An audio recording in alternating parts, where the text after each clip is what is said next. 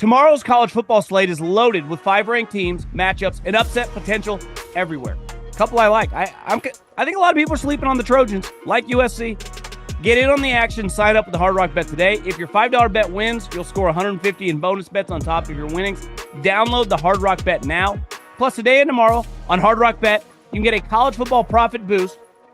Boost your college football parlay so your bet pays extra in winnings. Head over now to the Hard Rock Bet Sportsbook app and make your first deposit.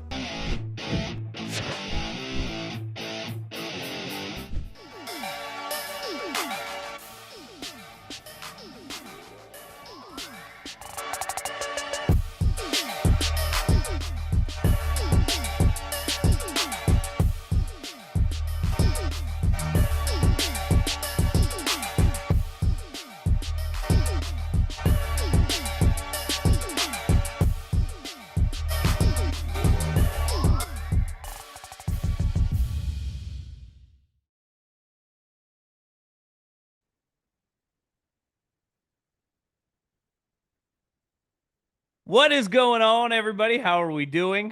Just had to make sure my audio was running in the background. Got to always have double records.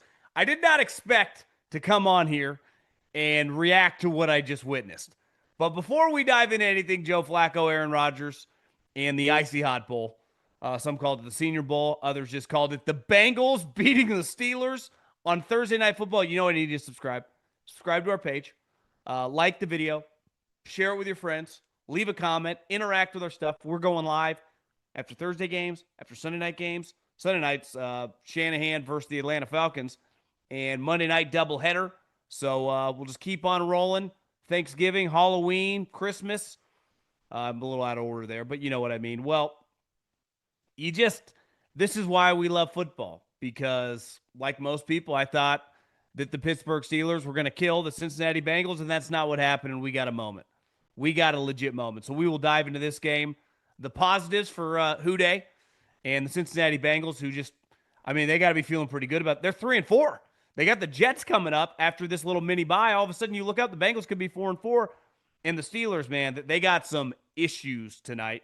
A couple other things going on. Curt Cignetti of Indiana just signed a contract for $93 million. Fully guaranteed. $93 million. And we're going to see some NFL jobs open. We already have one. Could easily have another one open in the next couple weeks. I wouldn't be stunned if over the next month we have several jobs open. Those jobs don't pay that. I'll promise you that. And then some other things around the National Football League and a little college as well, too. We just got a lot going on. But I think we have to start with, that was fun. Like, that was a really good story. And this storyline of Joe Flacco and Tomlin's comments earlier in the week when it came to the way he viewed the Browns of just being a complete embarrassment for treating Joe Flacco like a widget and trading him to the Cincinnati Bengals. And then Joe Flacco in 2 weeks turning Jamar Chase back into, I don't know, one of the best players on the planet. Since Flacco's been the quarterback for the Bengals, Jamar Chase has 26 catches and 250 yards and 2 touchdowns. And tonight, and him and his road dog, T. Higgins, dominated this game.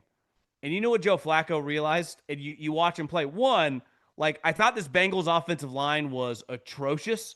And I guess statistically they had been over the last several years. But watching them tonight, they were really good. Up until Cam Hayward and TJ Watt sacked Flacco late in the game, they hadn't touched him for like 2.5 hours of real time. Flacco was sitting back there, eating some Cincinnati chili, hanging out, and just slinging that pill to number 1 and number 5. And they dominated tonight. And I've always had, like, you never have to apologize. Like in the NFL and in college too, when you're playing a team that you clearly are better, when you win, like in the NFL a little more than college, it's just about winning the game. But we still are critical when you're a 10, 15, 8-point favorite, whatever in the NFL, and you win an ugly game, like you're going to get criticized, right? But at the end of the day, like you stack enough of those up, all of a sudden you look up, got some bad wins, who cares? We got a 12 at the end of the season, we win the division. But you're watching tonight and you're going, it's Thursday Night Football. The advantage as the season goes on for these pros, I mean, look around the league. Anyone that plays fantasy football, If you go to Roto World, follow your team on Twitter, guys are dropping like flies. Every team has countless injuries. So when you have to go on the road for Thursday, one, you don't get to practice. Two, you got to get on a bird on Wednesday. So your Wednesday, where the home team, again, they're not practicing either, but they can do more walkthroughs. Their coaches have more capabilities to game plan because they could be in the office. You're at a pretty big disadvantage. So your margin for error on the road, even when you are the better team, in theory, is not as wide that if this game was played on a normal Sunday, where I think everyone and their mother, I would say everyone picked the Steelers tonight, but you go Thursday night, it can be weird, divisional game. We just had last week. What happened? Eagles on the road playing the Giants, and they get their ass kicked. And tonight, I think part of it was, tanking is a major problem in the sport of basketball. And it's played a part in baseball, but there's like an economic situation there of teams just not being able to afford players. But in basketball, which is understandable, teams try to lose to get the opportunity to draft great players. Even though now with the draft lottery, just because you have the worst record, I think it was like the Wizards and the Jazz they drafted like 5 and 6. So this is not the NFL. And the thing I've always respected about the NFL, even when I disagree with it sometimes, I'm like, hey, you should lose. I supported Stephen Ross once upon a time when he's like, hey, Brian, he's going to pay you $100K to lose to get Joe Burrow. Probably a good move. But what'd Brian Flores do? I'm not doing it. He won 3 of his last 5 games because that's the way the NFL works. And a huge part of the NFL, and part of what Sam Hinkie did when they did the process and they just actively tried to lose. Their roster was a joke. They did not sign veteran players. Well, in the NFL, even if you are going young, and it's clear you're not going to win that many games, you like to keep old veteran guys, people that have a lot of pelts on their wall, know what they're doing around the building to teach the young guys the direction and where to go. And part of Mike Tomlin's rant this week, do I think Mike Tomlin believes Joe Flacco is like, John Elway in his prime? Of course not. But he goes this is a real quarterback. And this franchise with those 2 wide receivers, if they can just get a capable quarterback, can be a real freaking team.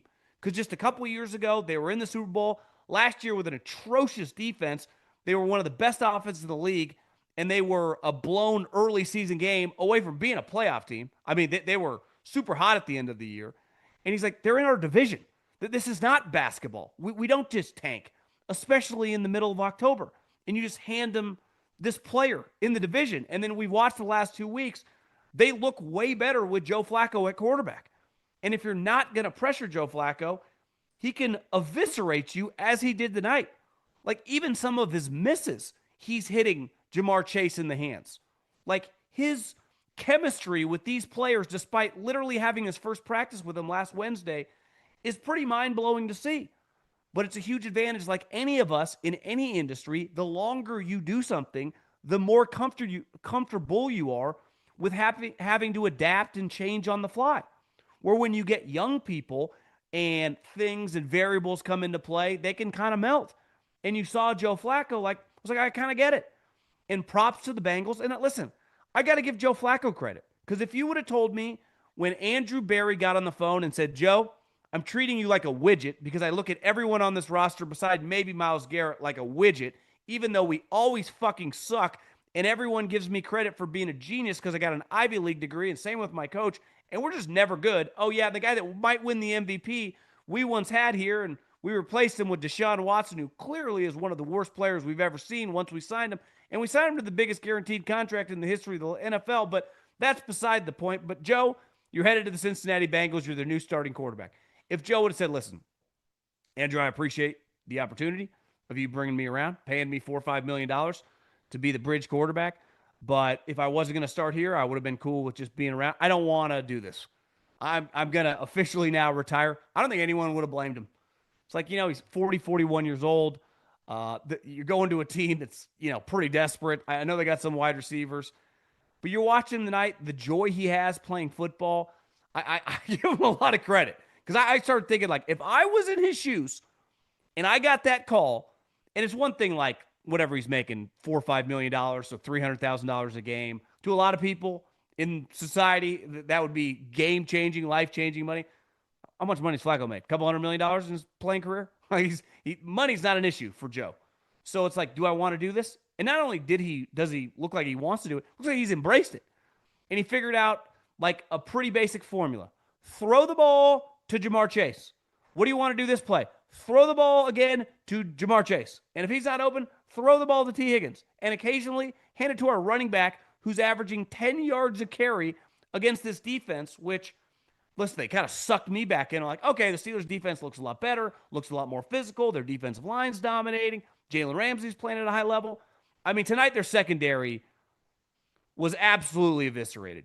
I mean, Jamar Chase, he felt like an NBA player. You know, when you're like watching Steph Curry or Michael Jordan or Kobe Bryant or whoever, who is just giving a team the business. It's like, I think he's going to score like 55 points. And every time down the court, you just give him the ball and get out of his way.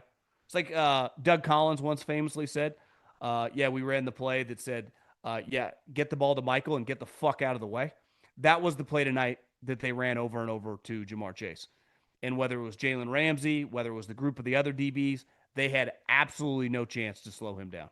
It was one man against an entire secondary, and that man dominated.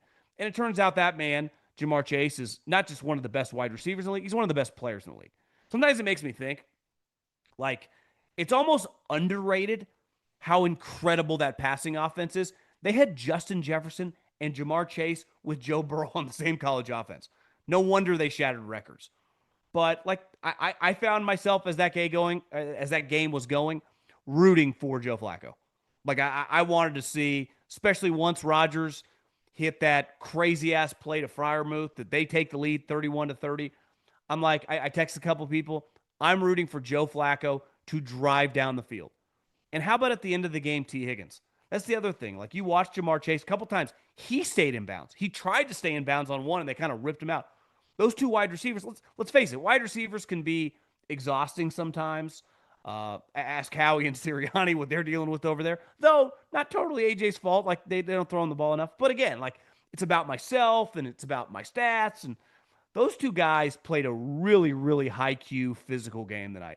And that slide at the end by T. Higgins was just a really, really impressive play. You know, it's one of those that I'm sure coaching points you're talking about in the huddle. I feel like a lot of wide receivers, especially someone of his caliber, like just fly to the end zone and try to score. And maybe he ends up not scoring and it works out anyway. But I don't know what percentage of players do, like the Ken Griffey slide there. But it's not as high as you think. And to me, the story of the game was Joe Flacco, the Cincinnati Bengals offense, just shredding the Pittsburgh Steelers defense. And this is what I said early in the season. I'm giving them a little bit of a pass Thursday game. And these Thursday road games are hard.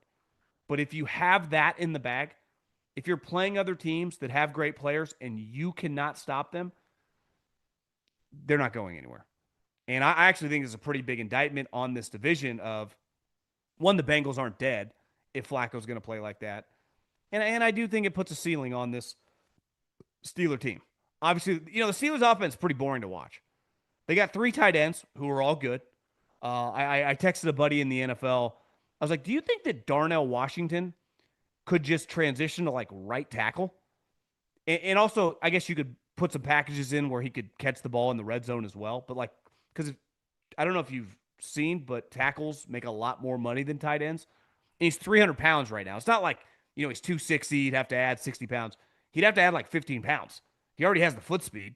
Now, I don't know physically, is he mean enough to play? I don't know. But that's the thing that crossed my mind. And then to put him with the other tight ends that they have and DK Metcalf. And then they just kept running like pitches and sweeps to Jalen Warren. I mean, their offense, the Bengals defense is not very good. But that's I didn't find that a very enjoyable Pittsburgh Steelers team to watch. But to me, it all gets back to, like, one, you're not going to be able to run it like that against a lot of teams. I mean, the Bengals defense, I don't know if they teach tackling, like, legitimately in the franchise. I felt a couple times, and it's not easy to tackle in the NFL. Guys are fast, physical. But, like, it didn't even look like they were trying sometimes. And Jalen Warren's like, are you serious? I'll just get another 10 yards. But that version of the Steeler team, like, they're going nowhere. They make the playoffs. That's a one-and-done squad. And let's face it, like, Rodgers threw 2 picks tonight. One wasn't his fault. One was the guy they gave $150 million to and just had the ball ripped out of his hands. The other was, I would say, an un-Rodgers like play. I mean, one thing you would say over the course of his career, he's pretty conservative when it comes to just, especially on a non, like, fourth down in the second half, like acting like a punt. Like, I think he thought that he had DK Metcalf. He looked off the safety, and DK would just take off with speed like a rocket booster and give his guy a chance to make a 50-50 play down the sideline. And DK wasn't even close to beating the corner. And then the safety came over and picked it off kind of easily. It was really an atrocious decision for, like, at this point in time with Aaron Rodgers, he's not, like, he was no different than Joe Flacco tonight. Think about that. He was no different than Joe Flacco. Moves a little bit better, but you're just watching the two of them play like they're playing a similar game. Pocket quarterbacks, getting rid of the ball relatively fast, and trying to get the ball in their playmakers and let them make plays. Now, Rodgers has more foot quickness than Flacco, but like when you watch those two guys play, did you see that big of a difference? Did you say one guy's an exceptional talent and the other guy's a scrub? Not at this point. You saw two icy hot guys, two older players. Now, Aaron, that final Hail Mary is a thing of beauty. I would say he's the greatest Hail Mary thrower, at least of my lifetime. Maybe there were guys in like the 60s, 70s, and 80s that were a little bit before my time, but his Hail Mary is a thing of beauty. He could probably do that better than Joe Flacco. But other than that, like, he's not doing that much. Whenever I see people like, Rodgers is back, no, I mean, he's kind of been what he's been the last couple of years. Now he's on a more well buttoned up operation than the Jets, who are just a historic dumpster fire. But like physically, this does not look like the guy that won his first MVP for LaFleur, whatever, 5-6 years ago, which is kind of ironic because they play the Packers. Here's the thing. They're 4-2, which isn't bad. I think if you would have told a Steeler fan at the beginning of the season you'll start 4-2, you just take that. But their next two games, now granted at home, are against the Packers and the Colts. So, I mean, depends what happens this week with the Packers, but I would imagine the Packers are favored in that game. Then you get the Colts. I mean, that's a tough game. Then you got to go to the Chargers. There's a pretty big stretch coming up. That they win 2 of 3 of these games, and all of a sudden you're 6-3. You're feeling pretty good about yourself. You go 1-2 in these games. I think we might view them, I would say, dramatically different if we look up and they're 5-4. And then all of a sudden, if the Cincinnati Bengals have just beat the Jets, like they're kind of lingering around. And then this, one of the conversations is Hendrickson's back. He got banged up last week. He was inactive this week. Rap Sheet called it a coach's decision. At first I thought, did he get benched? Then I started thinking, well, maybe they're assuming that they'll probably lose this game. They don't want him to get re-injured because they could trade him on Monday or Tuesday to like Howie Roseman or the Lions or, the Bills or whoever, some team, and just trade him right now. Not necessarily punt on the season, but like get this asset away for a lot. Now you can kind of, double dip. You can go, well, we can keep this guy, keep rolling him out, see if it's good. We also have leverage because we're kind of still in it, and I'm sure Howie and some of these other guys are still interested in his services. Maybe it's like, yeah, we probably would have taken, if it was getting ugly, a third. Now it might cost you like a second and a fourth. Well, we're not going to give you that. Okay, we'll just keep him because we're just going to compete for the playoffs. Unlike what the Browns do, that they never complete for the playoffs. They just treat their players like widgets. Like the embarrassing part of what the Browns did and what Tomlin was alluding to, no one has a problem with you benching Joe Flacco, right? Because you're like, well, they benched someone. It's about like what his value is to the 2 rookie quarterbacks that are now their starter and their backup that have no clue what the NFL is about. How would they? They're rookies. And you have this guy who's played in the league for almost 2 decades, who's won a Super Bowl, who is just universally respected. Hell, you just saw the respect level of one of the most successful guys of the internet era at head coach for the Pittsburgh Steelers, Mike Tomlin, what he just said. You can't do that because that's an embarrassment to the NFL. Now, we're lucky that it doesn't happen that often. Like that's something that happens in the NBA a lot, and it's been a big problem for Adam Silver. Roger doesn't really need to deal with that at all. But like if that happened more, we would have major problems on our hand. And I do have to thank the Browns because I don't know if Jake Browning rolls out, we get the same end result of just Flacco slinging it around. and just most of us that aren't Steeler fans having a huge smile on our face. I also think like why as that game was going on, and even when Rodgers hits that crazy play on the blown coverage to Fryermuth, I'm like I've watched enough of the Steeler team. Like they're clearly not bad, but they're 5-1. Like that's what a 5-1 football team looks like. I don't know. I don't think it is. And here's the other thing: like Arthur Smith, who's rocking a really strong mustache. It's a strong look. He loves to run the ball. Like at his core, he became a really big deal as an offensive coordinator when he had Derrick Henry. You saw tonight, like I, I think like him and Kyle Shanahan would be long lost friends. You can just see the excitement he gets putting three tight ends on the field and just running outside toss plays and just running crack plays to their weak edge defenders and just trying to get on the edges of the defense. Like there was one point tonight where to the right and to the left, I think he ran that same play 4 times in a row, and it was pretty effective. Like he will run the ball. He's an old school coach that way for a quote unquote younger offensive guy. He will run the ball constantly. But their running back situation is Jalen Warren, who, while he had a good night tonight, I think a huge part of that is he's playing the Bengals. Like, are you beating the better teams in the NFL relying on him to carry you? Probably not. Gainwell, who again is a good backup rotational guy. Like I think they need a better running back. And I've been saying this for a while.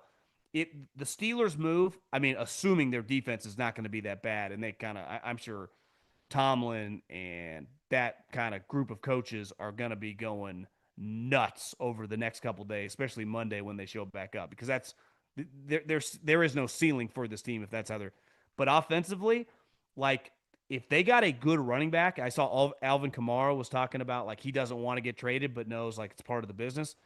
Like just get more of a guy that you can depend on. I actually think their offense could be a little more complete and be tough. But man, the defensively, like, kind of saw the Spider-Man meme of the two teams looking at each other. The difference is like they don't have Trey Hendrickson. Jesse Bates left a couple years ago. Like, who are these guys? Shamar Stewart had like 3 sacks in 7 years in college. You know, I mean, you're rolling out T.J. Watt, who for a long percentage of tonight is like, where is this guy? It's like he started slow the season, then he really came on the last couple weeks. And I think sometimes older team, right? Short week, not quite as quick. Jamar Chase, what's he? Young. What is he? Looks fantastic. T. Higgins, young guy, looks fantastic. And Flacco, hell, he got a couple games off because he got benched for Dylan Gabriel. As someone said, you got rid of Flacco to throw out Dylan Gabriel in 50-mile-an-hour winds with this pea shooter arm. Good job, Browns. So props to the Bengals. Nice win. And man, if you're a Steeler fan, 4-2 probably has never felt so shitty because anytime you lose on Thursday night, I think part of it, like Monday night, losing on Monday sucks, but you also like you get to bounce back relatively quick. And my headphones are going crazy here. Let me just take these off really quick. Not sure what happened there, but my headphones were going nuts. But Monday night you lose, you get to you don't have to watch anyone else. You kind of get to shake it off, and then a couple days later you're playing. Where when you lose on Thursday night, like the Eagles did last year, you kind of get the weekend off, but you're watching a bunch of football. Your game, if you lost, especially as a favorite, they're kind of talking about you. And yeah, it's rough. So, man, props to the Bengals. Couple other things. Curt Cignetti got $94 million today, fully guaranteed. Pretty sure TJ Watt at the beginning of the season got like close to $100 million guaranteed. He got I think it was like $93.4 million. So unless he does something unlawful, right? They can't fire him for just losing without owing him every penny wherever they are along the way. And we saw earlier this week when Brian Callahan was fired, reports came out that he was making $3 million a year. Jonathan Gannon, who had one of the lines of the year when he brought up Michael Vick going to jail this year, earlier this week about like how he deals with being numb to player injuries and losing players, I would guess is making $4 or $5 million. So some of these these NFL jobs, they're going to come open. They pay $3, $4, $5 million. Yet Curt Cignetti is at Indiana, not the Indianapolis Colts, Indiana. If you would have told me a couple years ago that the head coach in Indiana would make $11.6 million, I would have said, you're higher than I was a couple nights ago when I had my gummy and I was floating in the sky. But that's college football now. And that's the money getting thrown around. We saw it a couple years ago when Brian Kelly went to LSU and got $90 million. When Lincoln Riley went from Oklahoma to USC and got like $110, $120 million. The amount of money college pays is borderline insanity now. You know, Nick Saban was kind of ahead of his time. Obviously, he made a lot. But can you imagine like a 61-year-old Nick Saban right now in the prime of his career in college? What would he be worth? $300 million contract? But I saw earlier today people bring up different, like, who are the options for the Tennessee Titans? It's like Matt Nagy, Arthur Blank.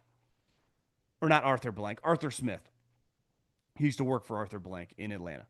If I were those guys and I were other coordinators, like a guy like Joe Brady up with the Buffalo Bills or any young guy whose name is going to gain some traction, I would have my agent show legitimate interest in these college jobs. Not just because I'm trying to up the leverage, but because they pay a ton of money. And here's the thing. You go to the Titans, you go to the Cardinals, some of these jobs that will, just like ask Aaron Glenn, you go to the Jets, you're going to lose. So if you're going to go to these jobs that basically have like a 90% chance of putting you on the unemployment line within a couple years, you're just going to be paid to go away.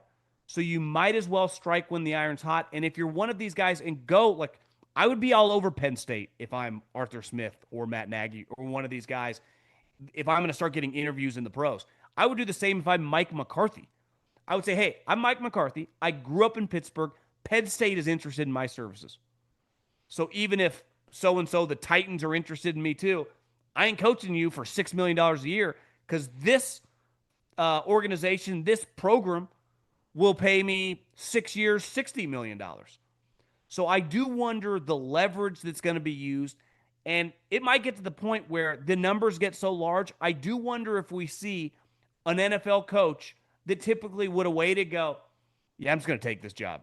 It is too much money to pass up. When I saw Cignetti's numbers, my jaw hit the floor. I mean, he got an extension last year. I think it was like 8 years, $8 million. It was like $64 million. He got a huge extension last year, and clearly what happened over the last, I don't know, 3, 4, 5 days is there were some phone calls made from that university in Pennsylvania. And he'd be crazy to not utilize that a little to his advantage, even if he never had any interest in going. Because it just got him $11.6 million a year to coach the Indiana Hoosiers. So I do wonder this offseason, as Florida comes open, as Auburn comes open, as Florida State probably comes open, as some of these schools with enormous budgets that are going to be willing to pay a boatload of money. If Indiana can pay that, you better believe these other universities can. I think you'd be crazy if you weren't some of these NFL people to like just throw your hat in the ring. You don't have to sign on the dotted line at the end of the day, but I would get involved. I would want my name involved when contracts were being discussed and signed at these levels because they're not in the NFL. Brian Callahan, $3 million. Jonathan Gannon, probably $3 or $4 million. That's what Curt Cignetti makes a quarter. I mean, he wouldn't get out of bed for that. That's like what his probably defensive coordinator next year is going to make. So I think the influx of money in the SEC and some of the big ACC schools and obviously the Big Ten, it feels like Silicon Valley or something right now because these it's not like the direct deposits are not coming through. There's real money behind it. And I do wonder if that's going to kind of change the landscape of all these guys, and especially these assistants who are going to be in the mix for these NFL jobs. You watch. It would not shock me at all if one of those guys takes one of these big college openings over the next 3 months. And speaking of that, like LSU, like if they lose this week to Vandy, wouldn't shock me at all if Brian Kelly wants to kind of restart his clock and goes, hey, Penn State, I'm kind of interested, because you just want to keep those 70, 80, 90 million dollar contracts, more of it to go. Like you want to restart. You're already year 4. They can fire me year 5. I want to go back to year 1. So keep an eye on these moves. The amount of money being thrown around, this is like Jeff Bezos and his executives. We scream all like the executives make too much money in America. Like, look at what some of these college coaches are making. It's crazy. A couple quick things on the NFL. We'll see. I mean, we got J.J. McCarthy's banged up. Carson Wentz is banged up. Obviously, they got some injury issues with the quarterback position.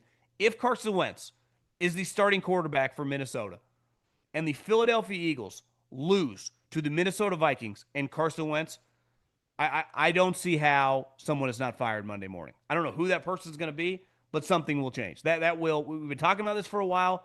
Standards are super high. They just had a defensive lineman retire. They've been aggressive in Hendrickson. If they lose this game, especially coming off the mini bye week, someone's head's going to roll. That's just the way the Eagles operate.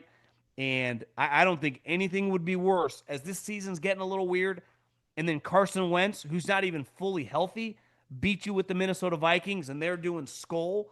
I like Minnesota in that game, but it almost feels too good to be true because it's almost hard to envision that game's going to end, like 17-13, and Carson Wentz is going to be being interviewed by the sideline reporter for Fox with a huge smile on his face, and the Eagles are just being a free-for-all. So that's, to me, that has the opportunity to be one of the crazier stories of the weekend. And Rams-Jags, which kind of grinds my gears. That's a really good football game. That's a game that, for those of us on the West Coast, it's awesome for you guys that live on the East Coast. One thing that sucks for you guys is your games start. They kick off at like 8:30. So if you're really sleepy and you want to go to bed early, and it's a Sunday night, it's a Monday night, or it's a Thursday night, it's like 10:30 games going to the second half. So we got it good for the night games. You have a huge advantage over us for the morning games. It's Sunday. Even if I've become a pretty early riser Monday through even Saturday. Sunday is the one day I kind of like to sleep into, like, I don't know, 7:30-ish.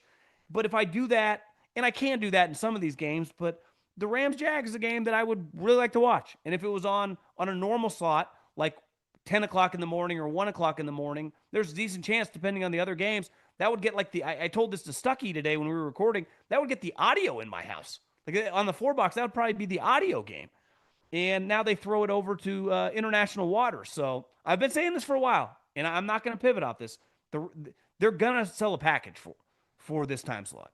Within, I would say, the next 5 years, there will be a full slate of games rotating between Wembley, Germany, Ireland, wherever they play, Brazil maybe. There will be that 6:30 a.m. Pacific Standard Time, 9:30 for you guys on the East Coast kickoff, and they will have a full slate just like Thursday night. So we will have a Thursday night game.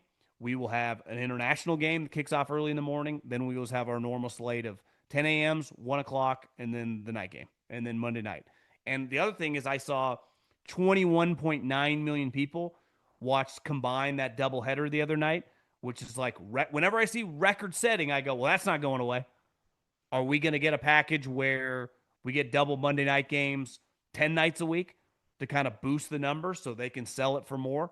And if you're Disney or ESPN, you'll gladly take 2 games. It's not like you're turning that down. You're like, we want in again on the Monday night package, and we will pay double for an extra game. You're like, okay, free money. The game was going to be played anyway. You just would have put that game yesterday at 1 o'clock.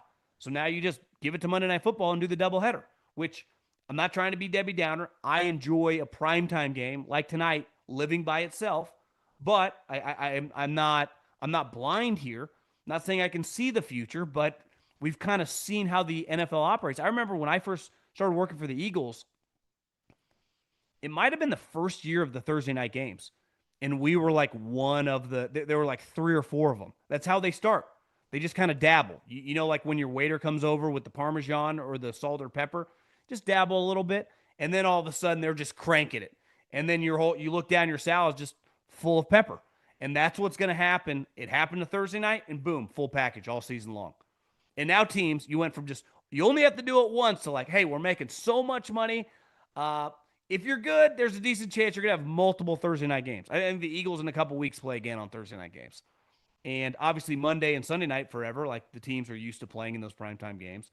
But the doubleheader thing, it used to be just a huge disadvantage for 2 teams, right? That they had a short week. Now it's 4. So it's kind of inevitable where this is all going. Have a good Thursday night, and props to Joe Flacco.